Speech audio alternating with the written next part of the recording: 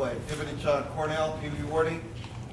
I'm Comanche, Kiowa, and I want to say thank you very much. I'm honored to be here the second year. I was asking for Rita, asked her son, but like me, she had lost relatives, and last year I had much longer hair.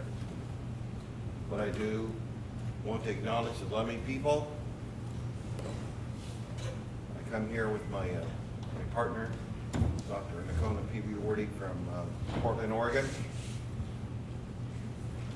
One of our students, a proud assistant professor, Anna Lees, Western Washington University, up-and-coming star in education policy, teacher education. Tribal chairman introduced, so I'm very, very honored to have a proud member of your tribe coming. Barbara Aston, thank you very much for your help in my work at a Proconic White University in understanding the issues of tribal sovereignty. All my students have these buttons because our university doesn't understand tribal sovereignty. We had to spell it out. What it is in Chinook, it says, ask me about tribal sovereignty. So we put it on ourselves. And I think it should happen in every college, university in the United States, or everywhere. Frank, thank you. Hank, like a legend. I had to get him to sign this book. As I began to sit amongst the elders, is sitting with the Eagles, as I began to think about what they've done and the things that we tried to do, particularly in education. But as you ascend, and I think about those students, the undergrads and the graduate students, and those that are brave enough to enter the academy, I just look at you. I look at the blood, sweat, and tears that it takes for you to get promotion and tenure. But it not to stop, but to continue in post-tenure review with the kind of agenda that we have about tribal sovereignty is a miracle. It's resilience. So I'm honored just to be here this second year to be with our families. And then I talked to Hank. I said, did you know Clyde Warrior? He said, yeah, I knew Clyde Warrior. I teach courses at Portland State about decolonization. The one I'm teaching right now is nationhood. But last year I taught a course on the American Indian movement called Red Power. And the book by Paul McKenzie talked about Clyde Warrior to be the architect of Red Power. As you begin to look at all the things, because I know the Warrior family. I'm from Oklahoma. I'm a Comanche and Kiowa, so I know the struggles of settler state. So those stories, they come close to me. So with kind of song that I wanted to sing, I want to sing a Ponca song. Last year I sang a song about my father being a prisoner of war. So I composed the Comanche prisoner of war song in honor of my father. But today I'd like to sing a song, a Ponca song, for all of us, because my relatives, this means a lot.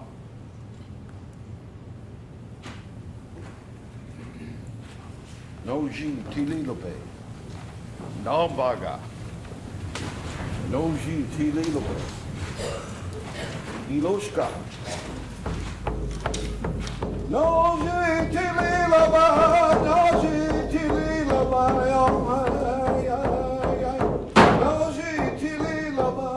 no ji tililope, no ji tililope,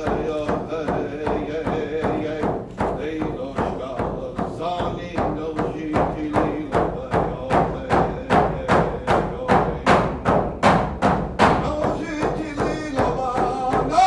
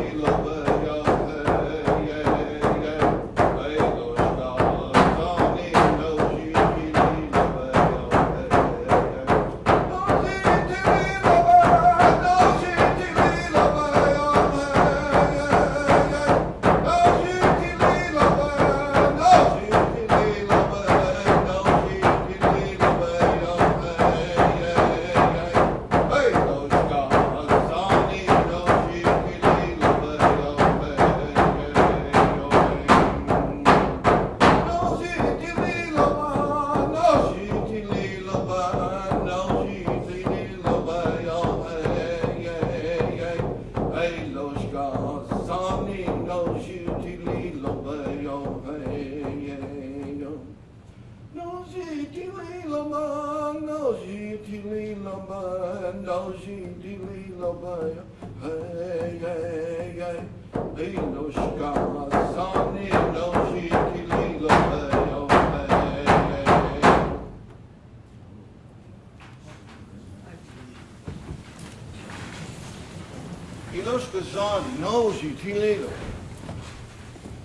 I look at the life of Clyde Warrior, Hank, Klein, Deloria, the people that I studied, I admire, I engage in conversation. I think about the ones that couldn't make it. They're not here because of their lives, tragedies and things that they have. They could be here, and I look at Klein right here, I look at Clyde right here, I look at other sisters and brothers that are not here with me today because of the kind of lifestyles in which we have led in our life. So I think about that. No, teeny little bit. A song, it's a processional song. As you come into the arena, the proud families are asking, stand up, look at these beautiful warriors. They're not on their own. They come with regalia. They come with feathers. They come with moccasins beaded by family, by loved ones. So when they come in, they're beautiful warriors. Look at them. Make room for them, because that's who you are. That's what that song is. That's what was taught to me by the warrior families. That's Ponca. That's Clyde. And so I talk about that in my classes. Every class, I start by singing a song and talking about that. And it mesmerizes my students because many of them have never heard song in their life. They've been urbanized so much that they're thirsty for knowledge. And so we come in and talk. There are music, there are stories behind these songs. And I want to share that with you. And so that's why I'm honored to be here and begin by a Ponca Inoshka song. And thank you, Hank, for the opportunity for being here and Frank on this panel. I'm very honored. I think about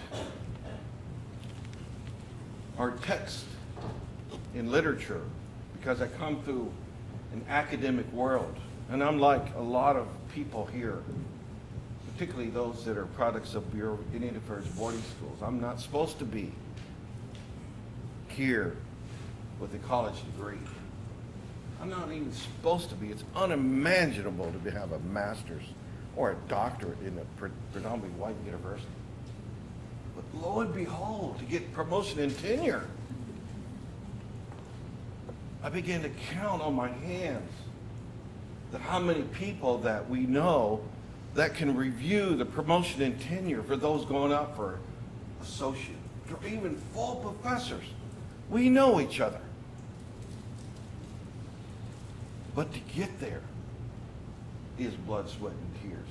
If you're going to a predominantly white research university, because of different consciousness. So that's my framework. And particularly I'm talking to the younger people that are starting their studies, that you think it's hard. You're going through your own path. Look at your teachers. And like Vine said, the way you can honor your teachers, particularly your indigenous native, cite them. You honor them with their citation and a reference. It's unbelievable now as I go to conference to conference. And I told my wife this, 15, 20 years ago. I said, why am I writing all this? Nobody's going to read this stuff. I'm only writing to get promotion and tenure. But come a decade, 2 decades later, I cited your work. I said, what's your piece? What's your article? And so it comes back and it makes sense because of what counts in this world of academia. And particularly now that I went into Indigenous studies from the background of teacher education. So that's my framework. And so I talk a lot with Vine Deloria. And yes, we've gone crossways, a whole lot, when it comes to the methodology of decolonizing our research. But we have to work in that kind of ideology. And that's where my framework comes. As I look, because I'm a singer and a composer of songs than I am in the classroom and literature. But when I look at all these papers and theses and dissertations, I look at the literature review and it mesmerizes me. I'm challenged to try to decolonize, not just the individual, but the committees in which they represent have no knowledge about decolonization. Post-colonial theory is, they've never heard of it. And so I look at the literature review and how to analyze a critical segment of a piece. Indigenous knowledge comprises the complex set of technologies developed and sustained by our indigenous civilizations.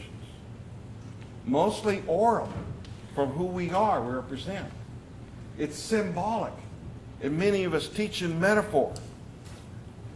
It's translated through the structures of this indigenous language, and it passes on to the next generation through singing, through dancing and modeling, through our praxis and emanation, rather than going through the written word of English. That's a whole mind translation. In the context of indigenous knowledge, therefore, mainstream literature reviews are oxymorons for many of us that look at the worldviews. It's typically embedded in cumulative experience and teaching of the indigenous people rather than your public research libraries. The next insight is conducting a literature review on indigenous knowledge implies that Eurocentric research can reveal an understanding of indigenous knowledge. The problem with that is that indigenous knowledge does not mirror the classic Eurocentric orders of life, ways of being, ways of knowing. It's an acknowledgement of systems and its own internal consistency in ways of knowing. And there are limits to how it is for us, how we can comprehend a Eurocentric perspective.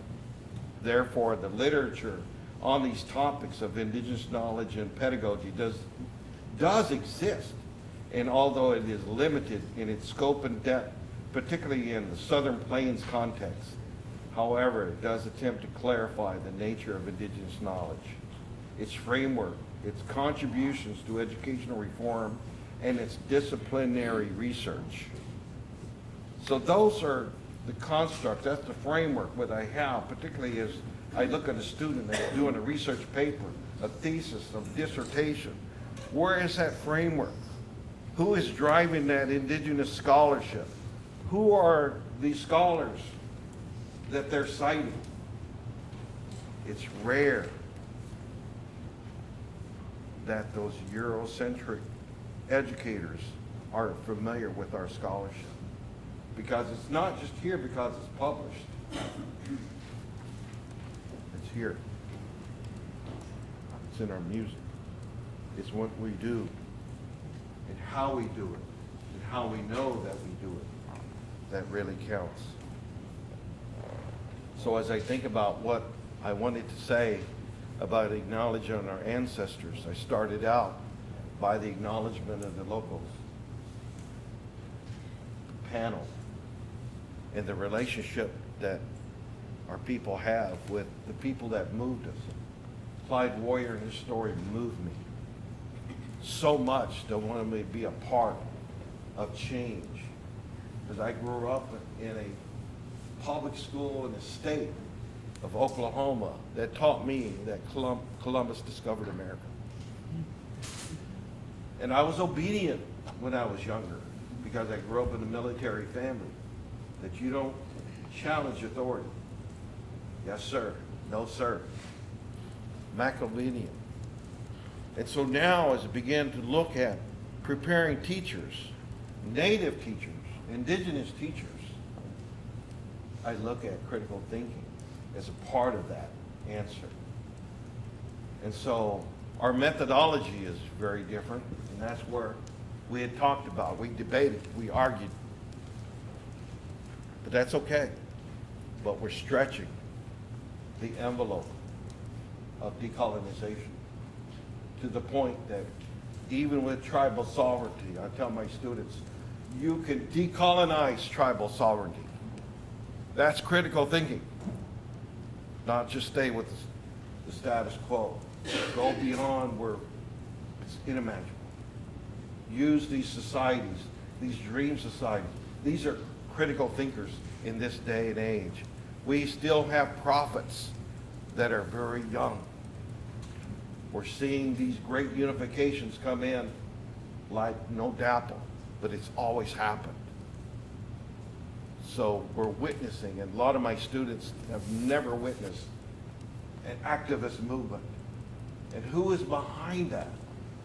Who's behind the prayers? Who is, we call that praxis in teacher education. But we have that warrior society. And those principles of leadership come out of warrior societies. That's what we capitalize on. That's what we're driving in the world of academia.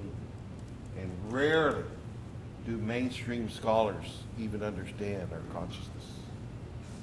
That's why it resonates here in places like Northwest Indian Tribal College, the places where I tried to create our own colleges. As the dean of the Comanche Nation College, created a Comanche-centered education. Not eccentric, but centered, because it's centered in the culture and the language. So those are my sentiments that I want to share. I honor those songs that we've all inherited.